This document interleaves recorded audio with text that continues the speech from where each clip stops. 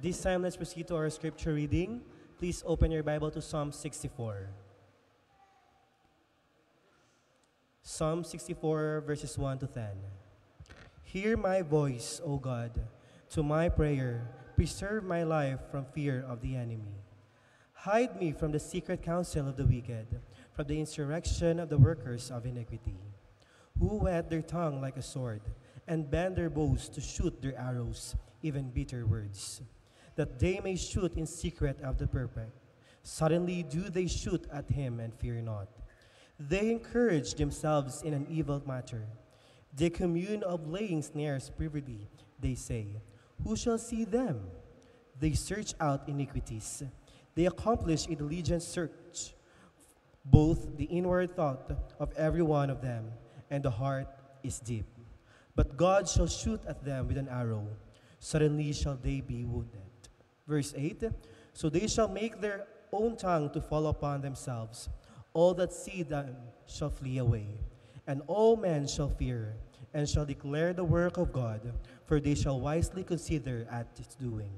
Last verse, the righteous shall be glad in the Lord, and shall trust in him, and all the upright in heart shall glory. Psalm 64, verses 1 to 10. Let's give the time to Pastor John Lester Bacong for the message.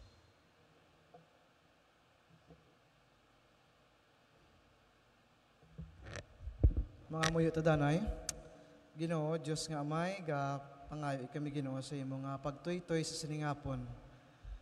Kung kami magatuaw sa imong nga pulong, kabay pa Ginoo, paagi sang bulig sa imong balaan ng Espiritu, kami makahangop, kami may pagpaubos Ginoo, nga magpaidalom kami Ginoo sa imong nga pulong.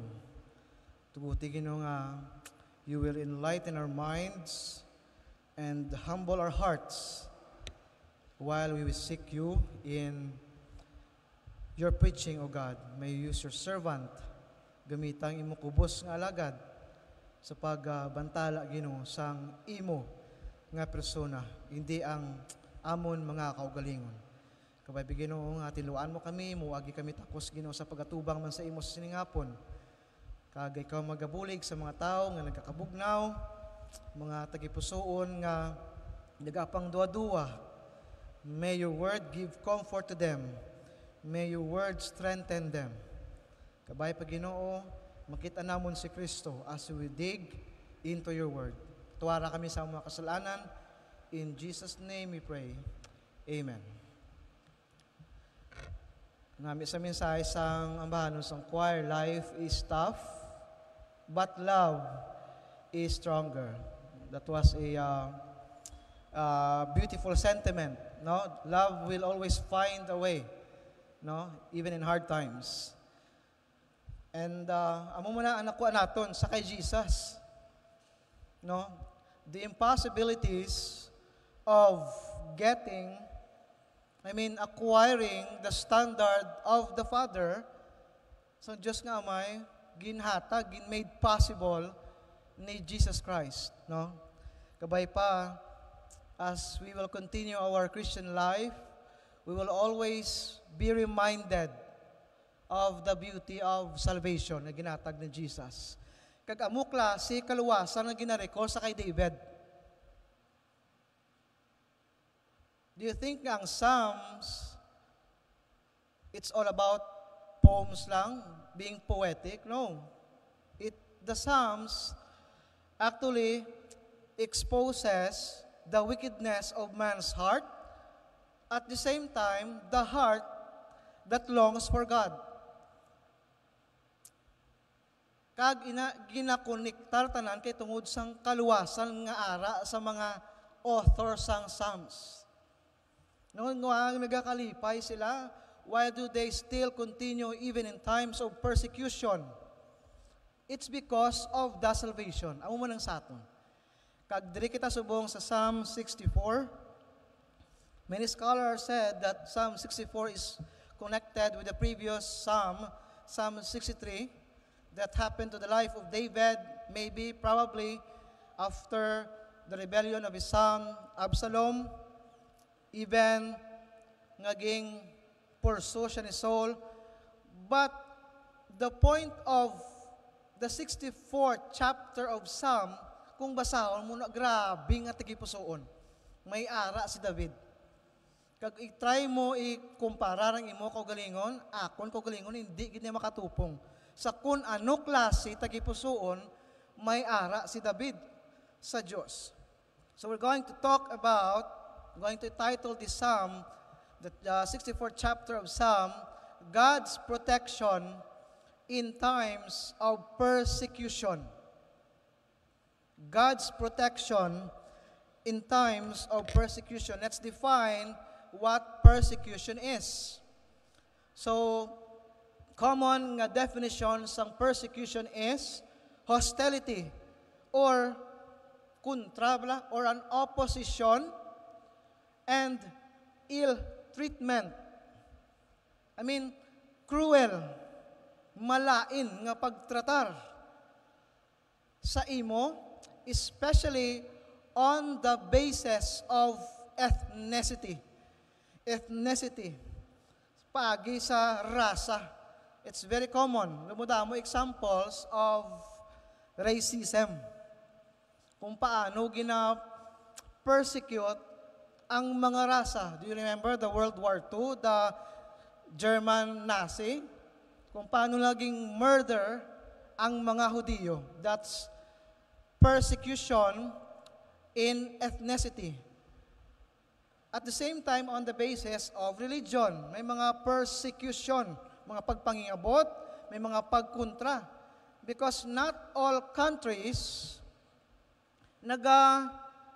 tolerate kag nagapabor nga may pagpangwali sang Bible. Not all countries nagaugyon nga may pagwali sang kaluwasan. That's why dumodamo Christian martyrs, dumodamo missionaries nga nagkalapatay kay tungod they shared the gospel of Jesus. And that is persecution in religion or sexual orientation. That's very common in our society, in our community. Ang gender preference, may mga persecution. Or political beliefs.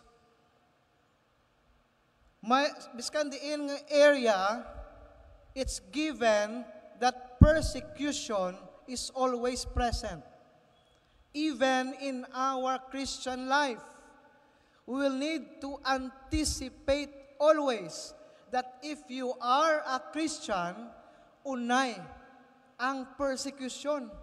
Upod sang Christian life naton, ang pagpangkontra, and all these forms of persecution.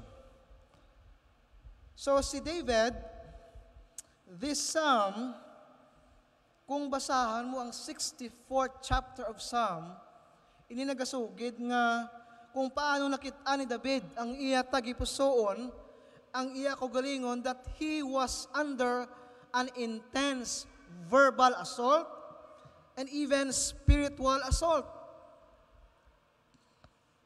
And the truth is ining 64th chapter of Psalm nagasugid lang gid nga si David tawo man.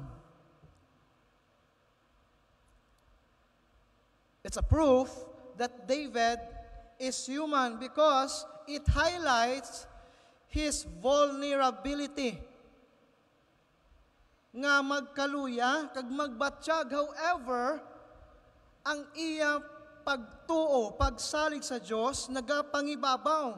Kay kabalo siya ang hustisya, kag ang proteksyon sang Diyos, mas grabe sang sa iya nga nabatsyagan. Mas grabe sang sa iya na experiensyahan. So basically, the thesis of the 64th chapter of Psalm is for us when we face persecution. Ano ang dapat timuon? We can confidently cry to God because He can hear our prayers. He can expose the plans of the wicked. And He will deliver us in His time. Again, unay sa Kristohanon, ang mga pagpangingabot, ekspektaron mo ginaya. Kay even si Jesus, ginhingabot. Unay, sa Kristohanon ang pagpanghingabot. So, we're going to break down the passage sa pila ka mga bagay-bagay as we will see these truths in this psalm. If we will try to look at verse 1 and 2, we can see there, or on our first point, David's or the cry for protection. Ang hibi, ang desire ni David nga proteksyonan siya sang Diyos. Look at verse 1. Hear my voice, O God, in my prayer. Preserve my life from fear of the enemy. Di natin makita una, David's plea for God's hearing. Si David, nagpangayo. He urgently requests for God to hear his prayers. Hambal niya, hear my voice. Take note, si David is not making any silent prayer. Kaya hambal, hear my voice. But rather, he speaks of God hearing his voice. Hambal niya, pamatii ko o Diyos. Pamatii ang akon nga tingog. Amo nang argumento sa kalibutan, anong effective? Ang silent prayer or the audible ones? Anong pinaka-epektibo kag ginasabat nga pangamuyo sang Dios? Ang mga naga-silent lang or ang tong kusog-kusog? Pero hindi na ang pinaka-main argument. Kaya ang point ni David, his heart is longing for God to hear his voice. Pamatian ang iya pagpangamuyo. Kaya nga bilang tao, he can't even hold his emotions and even his thoughts during this time. Kaya again, he is human. Hindi mapunggan. Kag siya nakasinggit, nakahibi, kag nakahambal with his voice sa Ginoo nga pamatii man ako o Diyos. You know what? David was very expressive, kag very emotional. Grabe ka magpakita si David sa iyang devotion sa Ginoo. Aside from the failure sa iyang kabuhi, if you try to scan some sa mga ginsulatan ni David, he was very expressive. As you look back in the story in 2 Samuel chapter 6, grabe ang kalipay ni David sa nakita niya nga isaylo ang procession balas ang Ark of the Covenant to be transferred into Jerusalem. That's why ang daughter ni Saul nga si Michal gatinggalan taw lang sa window, nakita is David nga katumbo-tumbo. Nakita is David nga grabing emotion, nga si David grabing excitement while the procession of the Ark of the Covenant. So abi ni Michal, si David nagapainto-into, nagapakitang gilas. That's why ba ni David sa iya, ginkonfrontar sa ni David. 2 Samuel chapter 6. 2 Samuel chapter 6, 21 down to verse 22, ba ni David? And David said unto Michal, again, abi ni Michal, exhibitionism lang ipakita ni David, nagalumpat siya, nagakalipay siya. No, ang ba ni David? It was before the Lord. Para tuya sa Diyos, which chose me before thy father and before all his house. Ginkonfrontare si Michal kaya abiya pa into lang. That's why David was very emotional, and this psalm was also an expression of his urgent request. Nga nagpangamuyo siya sa Diyos, O God, please hear my voice. Pamatii ang akon nga pagpangamuyo. He doesn't just ask God for protection. At the same time, gapangayo gisaya sa Diyos, sang dulunggan sang Diyos nga pamatii man ako. The question is, how many of us here are doing the same? Pila sa aton, ga-ubra kaangay sini. You know what? Ang pinakasala naton nga mga tao, ang content, ang unod sa aton pang pangamuyo is a request, request, request, request. Demands, demands, demands. We are basing our prayers kay tungod materially may kinanglanon kita muna ang sala sang tao. Being materialistic. Ngang unod kung kaisa sang pagpangamuyo, gae ko sini, well, there's nothing wrong with that. Nga mga muyo kasi Ginoo that God, please provide man, and sini. Nga specify mo gid ang kinanglanon mo, there's nothing wrong with that. But the problem is the heart. The heart of being materialistic. Amo isang unod ang sala naton nga mga tao. Kag nalipatan naton that the content of our prayers should always be longing for God's ears to hear our prayers. Amo ni si David. Ginpangayo niya gid nga, oh God, please, pamatii man ang akon nga tingog. Ang akon nga ayo. That's why even si Pablo naghambal. The content and what kind of prayer. After naging discuss siya ang putting on the armor of God, ang balaya sa Ephesians chapter 6 verse 18, praying always with all prayer and supplication in the Spirit, and watching thereunto with all perseverance and supplication for all saints. You know what? That's to be considered man every time we pray. Nga sa tion sa pangpamigos in persecution, there's nothing wrong with us, with you asking God's ears to hear your prayers. Just like David ang balya, preserve my life from the fear of enemy. Look at this plea, iyang ayo. So we need to be reminded about the spiritual battle that we are in. Tandaan naton nga bilang Kristiyano hindi ka pwede ka kumpiyansa. We need to be guarded of what kind of spiritual battle we are in and the kind of evil forces we face in this life. Kaya hindi ta ba to? Hindi tayo Diyos. Persecution will come. So consider this reminder, even the Apostle Paul, ging gaan niya emphasis, Ephesians chapter 6, verse 10 to 12. Finally, brethren, be strong in the Lord, and in His mighty power, put on the full armor of God, so that you can take your stand against the devil's scheme. For our struggle is not against flesh and blood, but against the rulers, against authorities, against the powers of this dark world, and against the spiritual forces of evil in the heavenly realms.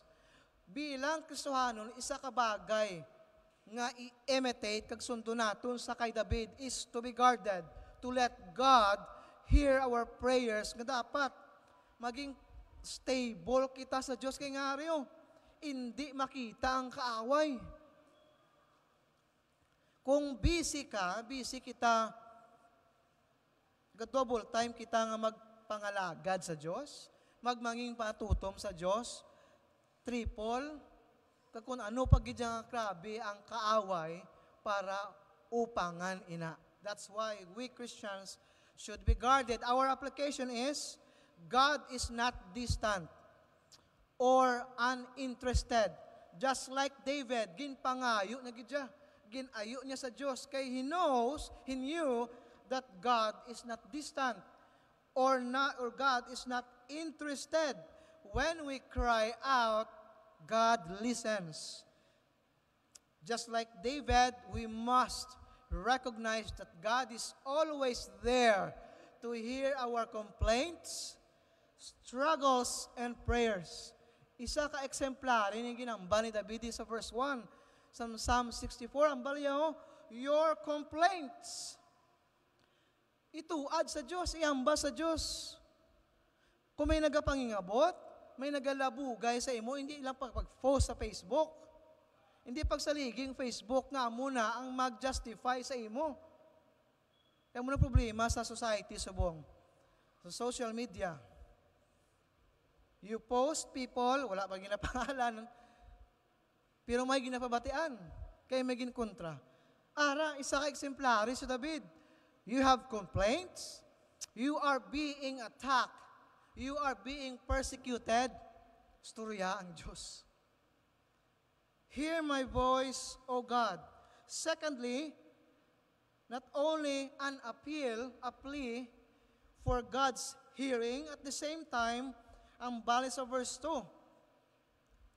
Hide me from the secret counsel of the wicked, from the insurrection of the workers of iniquity.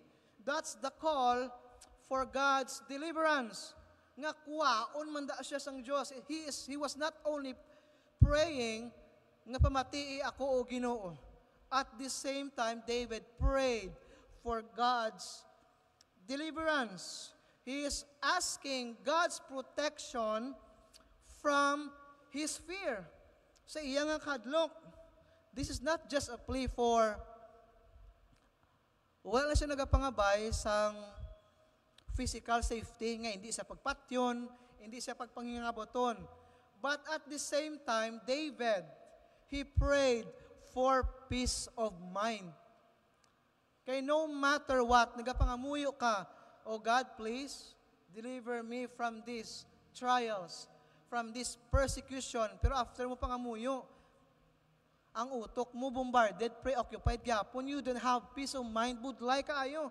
So si David, he was asking for God's ears to hear his voice, for God to protect him, for God to deliver him out from these troubles, from this persecution.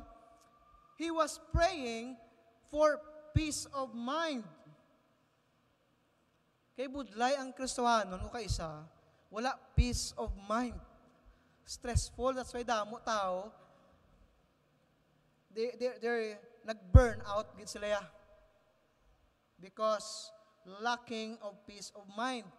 On the first place, if you will entertain those people nga nagapangingabot sa imo, ang mga nagalapang labugay sa imo, sino perde? Una, ikaw. Kita. If you will just focus on those things, rather than your status in God, intimidated ka gina. You will be distressed. You don't have peace of mind. Kaya unabes, ma-overthink ka na. Bawging tandugigid ang akon nga bugal. Ginalabugay ko sa nga tao. Ginailabtani ko sa nga tao. Una, ano mo, hindi ka nakatulog. Himang minsar, kagi anong dapat ibalo sa iyaman? Ikadua, maplano ka na dayon sa anong gusto mo himuon para balikan ng tong mga tao that wicked. Itong mga tao nga nagalabugay sa imo. That's a normal reaction sa tao. But look at David. Look at God's word. Anong balya? Hear my voice. Hide me from the secret counsel of the wicked. Kaya kung kita ang madagdag sa, kung kita ang magkagat sa trap, sang kaaway, kita gidyang perdi. Again, wala agid perdi yun kung magpaubos ka. Kung ginalabugay ta, kung kontrata sang tao, ginapakahoy antas sang tao, ginaymoy antas sala sang tao, so be it. Why? May Diyos nga nakahibalo. May Diyos nga nakakita. Just like David. So, in application, in moments of fear or spiritual attack, we can call on God. You can call on God. Nga, una bes, luwas ka. May relasyon ka sa Ama. Not only for our protection, but also for the peace that surpasses understanding. It's a peace that do not depend or that's not dependent on circumstances. Peace that surpasses understanding, meaning you will be able to handle it. Nga hindi ka mag-ukot sa sina nga mga pagpanghingabot because you know that God can hear your complaints, can hear your prayers. You know what? God saved us not only from external threats. You know what? God also saved us from internal anxieties. Kaya ang tao nga kaswanon, may peace of mind. May paglaom sa kay Jesus. Kaya problema sa aton, mambalta, Jesus, perirol. Pero sa time sa pagpangingabot, as if nga do wala ging bayran sa tanan sang Diyos. Even internally, you are worried. You have internal anxieties. Nantawa si David. He prayed to God. He asked God for deliverance. Amo ni isa ka exemplary nga maging set si David. Nga hindi kita kaparehas. As you look at his heart, his cry for protection. Nga nagapangayo, nga proteksyonan siya sang Diyos sa mga pagpanghingabot sa iyang kabuhi, kag sang mga pagpanghingabot sa klase nga pagpanghingabot. Ikadua, nga bagay nga makita naton dire, verses 3, 4, 5, and 6. Dire gin specify ni Pablo, he turns to be more specific sa ini klase nga mga malaot nga tao. The nature of the wicked, ang buluhaton, ang ulubrahon sining mga malaot. Verse 3. Una, makita naton ang weapon, the wicked's weapon. Look at verse 3. Who whet their tongue like a sword and bend their bows to shoot their arrows, even bitter words. Draging define ni David nga ini klase kaaway, pagpangingabot, ang ila weapon is using their tongue. David describes this wicked that they use words as weapons to attack, to shoot, to slander, and to malice David. Yes. What application that we can get from this verse, Ara? You know what? The tongue, the power of the tongue can be destructive. Grabe. Ang dila. A Christian is always aware of the words coming out from his or her mouth. Kaya para kay David, mas maayo pa nga maaway ta in an open field with a sword rather than words. Kaya nga during this time, ginahingabot siya, slandering him, putting malice on his name. Ginahingabot gid siya. And the point is, grabe kasakit kung dila ang pagasugtan. Damo kastuhanon, sometimes we are failure when it comes to taming our tongue sa principle ni James. Kisa ka pinataka lang itaya. Sometimes we are not sensitive that we have those brethren nga na-discourage na gali sa aton. May mga tao na gali nga nang luya na katungod sa hindi maayo nga tinaga nga imuging buyan. Just like David, how he defined nga ang kaaway, ining mga malaot, ginahingabot nila ako by slandering, by malice, by using their tongue to shoot me. Mga mapait nga mga tinaga ang ila ginatira sa akon. As Christians, in application, we need to be very careful. Kay base kung kaisa, kita pa ang persecution sang iban naton nga utod by our tongue. We are not aware of the words coming out from our mouth. Hindi bala pagtindugi ang prinsipyo nga kay amugid ko niya. Amo na sala naton. Ang prinsipyo bala kay amugid ko niya. amo giniyang batasan ko yan. No! You know what? Ang Diyos, hindi konsentidor. Hindi mag-adjust ang Bible, hindi mag-adjust ang Diyos sa imo nga batasan. Ang Diyos wala ilang ka ginluwas. At the same time, gusto ka man sang Diyos nga bag-ohon. Hindi pwede nga magpabilin, kaya kay amugid ko niya.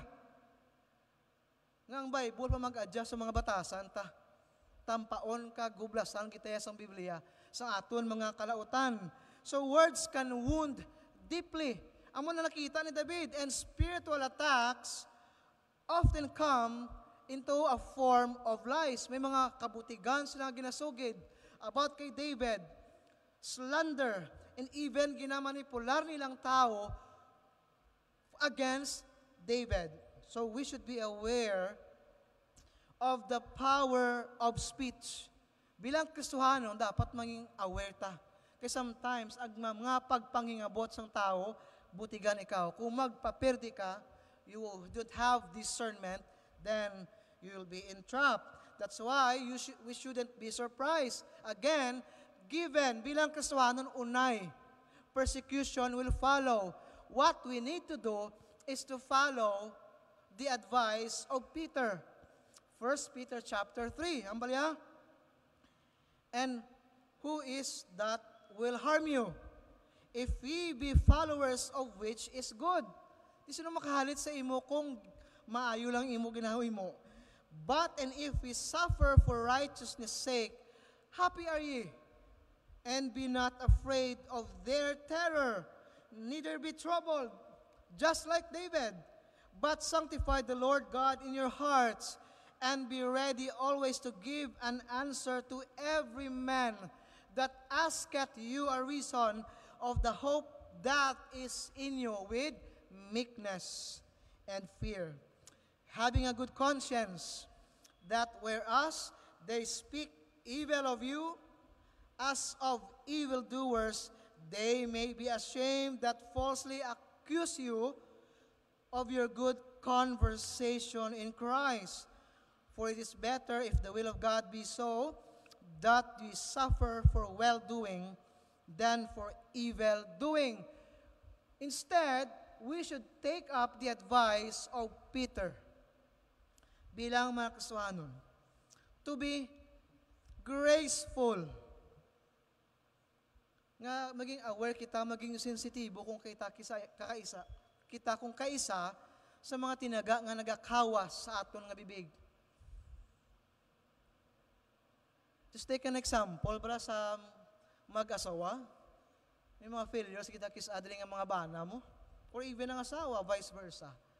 Di ba, sangga pangaluyag ka pa sa imo nga asawa o nubya bisubong, tanan nga mga matamis nga tinaga, iambal mo kinaya para makuha mo lang ang balatsyago niya. Kagwapa sa imo, mapromisa ka, ga, inang bulawan, imo na nakita, akon inakuwaon, kag akon ipurong-purong sa imo. Nga mo na bala. Pero after sang mag-asawa na, nagsumudanay na.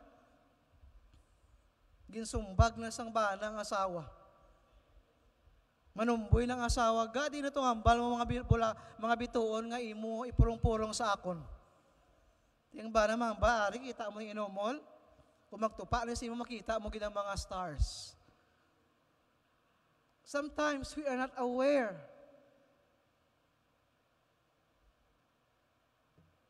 We are not consistent. Isa pa, lain naman ginamba mo sa una kagwapa sa imo, kanami sa imo nga lips, kanami sa imo nga lawas, tanan na lang. Later on, naglain na. Ga, do energy drink ka bala. Nga gaaw kung makita mo ko, gakusog ka? Hindi sabat sang bana, kay daw kubra ka. I mean, those simple terms, kaisa, we are not consistent, we are not careful, we are not sensitive, that sometimes it discourages someone. Kung kaisa, nagapadula, sang iban, we are tactless. So muna ang balin David, those wicked, ang mga malaot, they're using their tongues to slander, to find malice. So si David, nakita iya ang ining weaponry, sining mga malaot, isang ila mga dila. Ikaduwa, in verse 5, the secret plot of the wicked, ang plano sa mga malaot sa iya. Ang bala in verse 5, they encourage themselves, nag-meeting pa sila. They encourage themselves in an evil matter. They commune of laying snares privately. They say, who shall see them? Gaplano pa silang nga hingabuton si David. Gaplano sila, kay para sa ila, sino man makakita sa aton.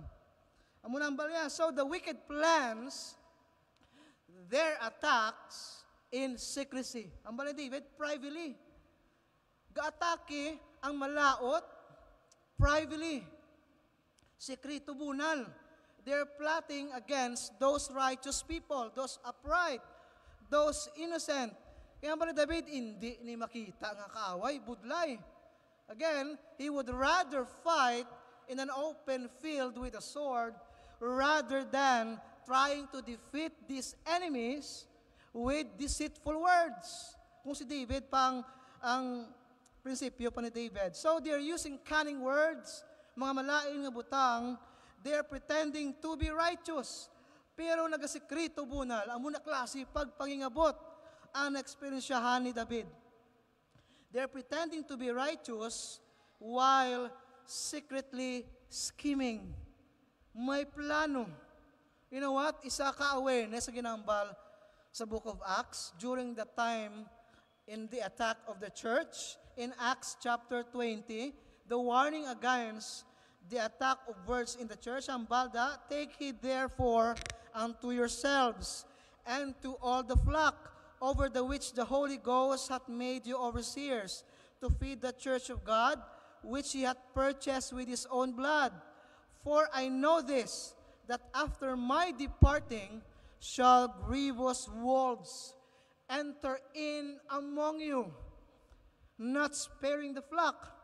Also of your own selves shall men arise, speaking perverse things, to draw away disciples after them.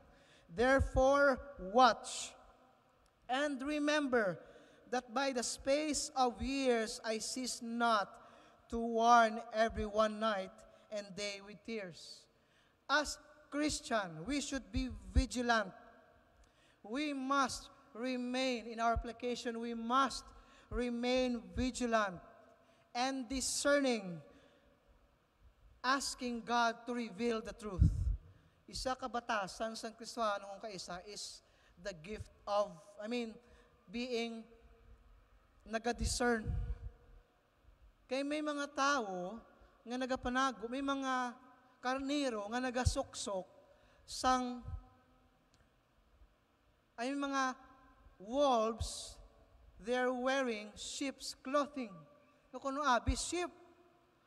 Pero mga wolf ang ilay mo, ang halita nila ang makstwano.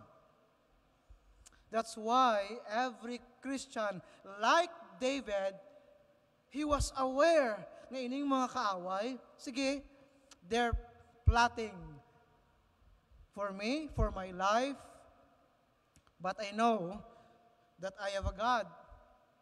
I cried for God's protection. I have this Jehovah. So nakita ni David that this wicked, ining mga malaot, ginagamit nila ilang mga dila sa pagpangingabot. So kita nga mga kasuhanon like David, we need to be vigilant. Because you know what? You can't identify wolves if they are on their sheep's clothing. You cannot. Kaya pwede mahapiki isang tao nga magpakarnero, pero wala ka kabalo, halitan ka. Halitan ang iglesia. Ama ni David, in verse 5 and 6, the heart of the wicked. Ano tagipusoon, may ara sila? They say, who will see them? Gaplano sila, kaabi nila, hindi sila makita. In verse 6, they search out iniquities. They accomplish a diligent search, both the inward thought of every one of them, and the heart is deep. Amo ni David, sige ha, sige lang, they thought nga abi nila maging successful ang malaot sa pagpangingabot sa iya. They are deceiving themselves, they are deceived into thinking nga abi nila those evil plans, those evil deeds will go unnoticed by God. Abi sa mga malaot, kung may mga nagapang hingabot sa imo, sa aton, sige lang, do you think matago na nila sa tubang sang Diyos? Hindi gid. That's why, wala ka perdihon kung magpaubos. Sige, kung atake ka subong sa ano nga form sang pagpangingabot, so be it. Kaya hindi na yatago, hindi na lipod sa mata sang Diyos, so be it. Amo nang ni David, that's their heart.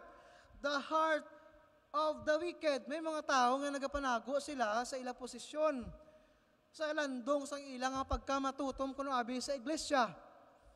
But they have plans. They have bad intention nga halitan ang iban nga tao. But then again, the question is, matago ina sa tubang sang Diyos? The answer is no. That's why, let it be. So be it. Padayon na. Kung ginahingabot ka, kung ginalabugay ka sang tao, padayon na. Babae lang sila. Because, hindi ina pagpalampuwason sang Diyos. At nakaroon sa following verses, Diyos ang nakaibalo para sa ila, kaya may responder ang Diyos para sa ila. Our application is, on verse 6, sin often leads people to think they can escape God's judgment. Abi sa mga malaot, abi sini nga mga tao, maka-eskapar sila sa pangpangukom sa Diyos. But as believers, we know that that nothing is hidden from God's sight. Nothing is hidden from God's sight. That's why we can be assured that God's justice will prevail in the end. Hindi sa simbahan, kung giningabot ka, even sa imong obrahan, sa imong eskwelahan, kung sa diin ka nga area, try to put yourself into the situation that you are always assured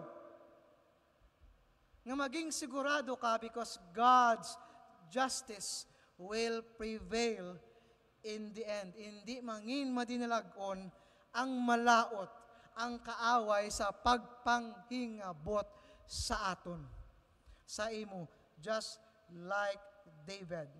So, kung basahan mo ang Psalm 64, do galantaw ka lang ni movie, nga grabe ba? As if do drama, bala nga, uy, sa una do perdi ang bida. Then later on, subong ari na, nagbalos na, may nagbalos para sa iya.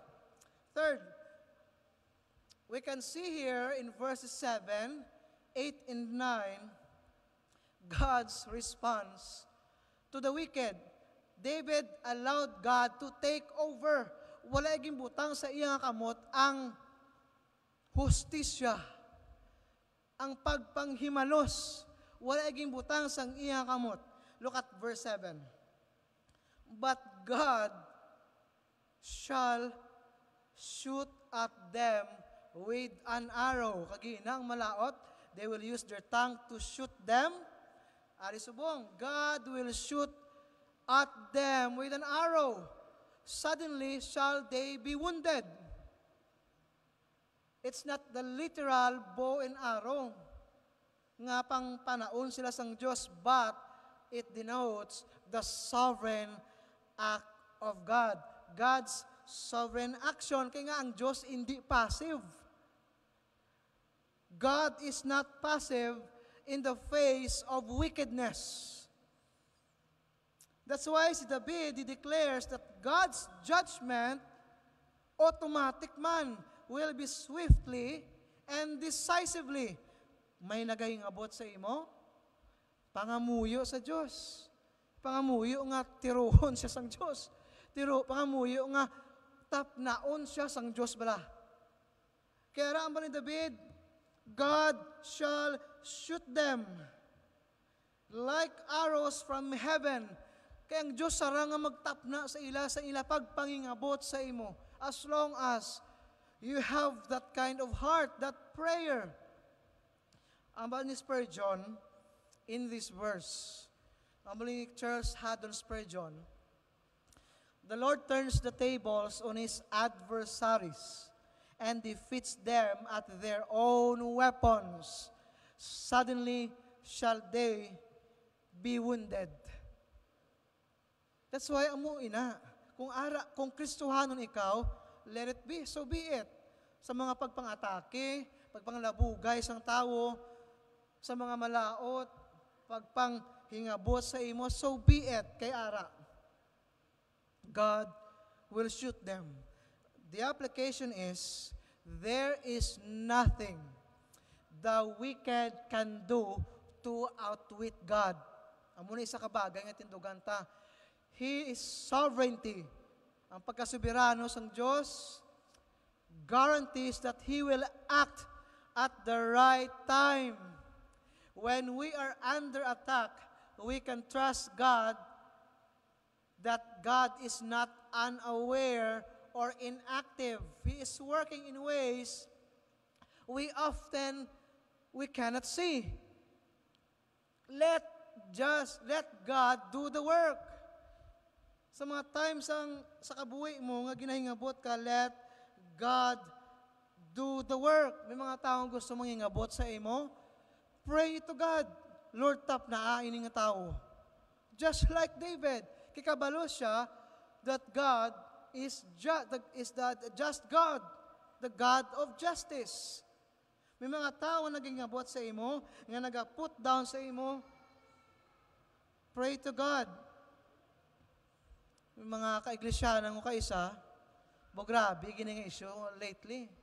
Dumudamo kaiglesyana nga kapos na sila magpalin sa pastor. Nga ginapangitaan sila ang pastor, palino ng pastor. Hindi sila kauyon sang pagpalakad sang pastor, sang leader, palino, ginapangitaan sila.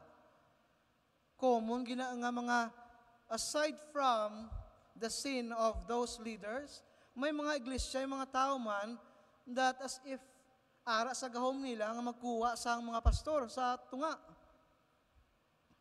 Kapos magpalin pastor, kay powerful ang pamilya, kwartahan ng pamilya, kay tao ang nagadominala sa simbahan, apos magpalin sang pastor, apos magpalin sang leader, kay as if ginasweldohan ang pastor.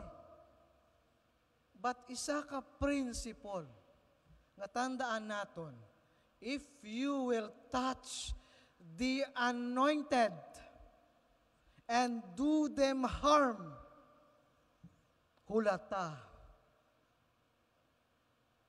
ang judgment, pagpanghukom sa Diyos. Pangitaan mo sala ang mga lideres, mga tao, mga pastor, hulata ang kamot sa Diyos nga mag-take over. Kung may mga tao nga gusto maguba sang plano sang Diyos, sa ginbutang sang Diyos, hulata ang pagpanghukom sang Diyos. Hindi pa nasubong, hindi pa nabuwas, but hulata because hindi inalipod sa mata sang Diyos. Kung kita ginaatake kaangay sini, hulata ipangamuyi, pabayi sila.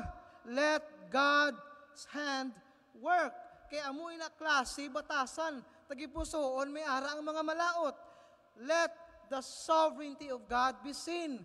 Let God's sovereignty be in action. Verse 8, so they shall make their tongue to fall upon themselves. All that see them shall flee away.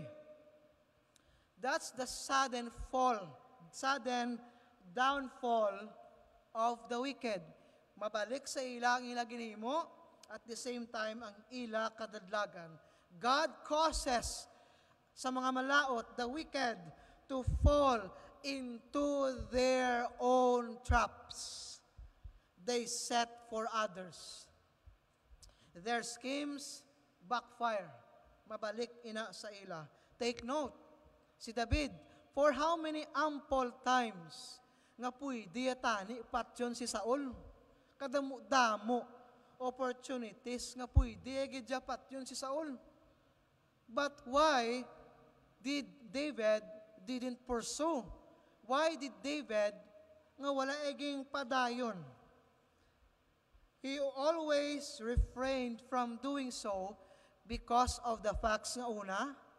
Kabalo siya that during the time he was the appointed king, hindi pang time.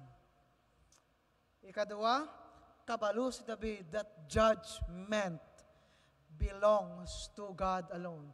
Amo man kina sa aton. Kung may mga nanasari ng mga pagpangatake, paglabugay, pagpanghingabot, hindi pag-ibutang sa imo kamot ang hustisya. Let God's work in the situation.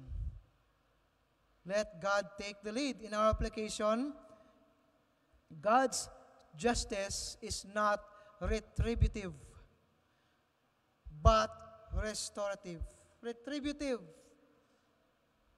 Meaning, ang paghukom sang Diyos may ara man na sang pina sa evil doer or sa wrongdoer.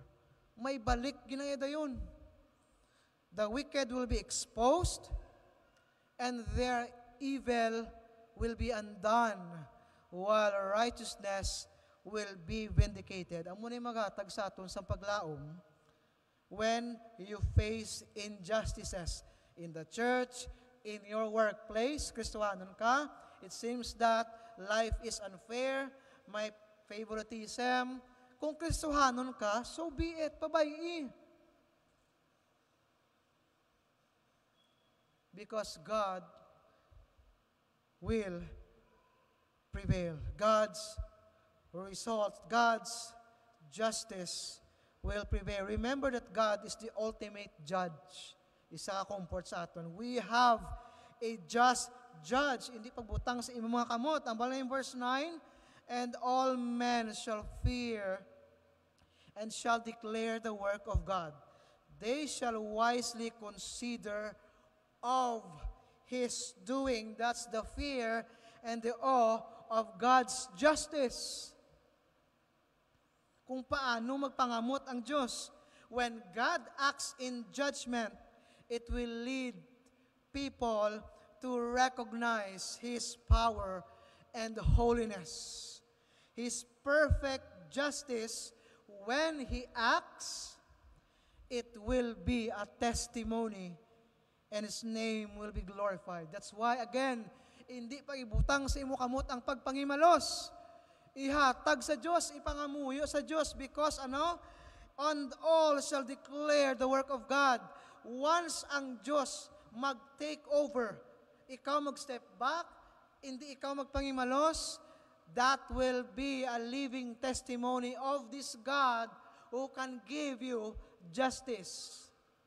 Ang Diyos, the result will be a testimony so that wicked, ining mga malaot, makita nila nga may Diyos kagali nga buhi, kag sarang makadepender para sa imo. Hindi halay po sa Facebook sa mga ginakontra mo da. Pangamuyo sa Diyos nga tapnaan ni O God. God is a God of justice. Because you know what? Even the defeats of our enemies, even the defeats of the wicked, God can get glory out from it. Mahimaya ang Diyos ang kaisa sa mga tao nga napatay sila kay tungod sa pagpangingabot sa katawan sang Diyos. Ang prinsipo sa Old Testament, kontrahan mo ang katawan sa Diyos, kontra mo ang Diyos. So, they shall declare the work of God. Let God do the work. Let His sovereignty be known. Hindi ang imo gusto matabo. In times of persecution, pagpanghingabot, let God's sovereignty be known. Because the result will be a testimony to other people, even to the wicked, sa mga laot, that there is a God who can give justice. And lastly, in verse 10, we can see here the believer's response to this evil or to the wicked. Anong responde sang wicked? Sang believers, the righteous shall be glad in the Lord, and shall trust in Him, and all the upright in heart shall glory. Kung pabayaan mo ang mga malaot, kung you just let God take the lead, the righteous shall be glad in the Lord. Instead of minding those persecution, instead of focusing sa mga pagpangtayog, ano ang responder sa isa ka believer? Because you have that godly principle, you are glad. Nagakalipay ka. Kag the more ka nga nagasalig sang Diyos, diniging kumpleto ni David ang ini nga psalm with a positive word on the reaction of the believer when it comes to persecution. Ano ang balya? The righteous and the upright in heart.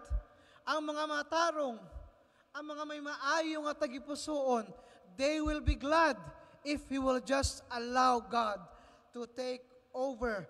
The righteous shall be glad in the Lord. Ang mga responder sa isa ka tawo nga ara sa Diyos. Nga-enjoy kapag dyan, sigihan nyo pangingabot sa akon. Sigihan nyo pang labugay sa akon.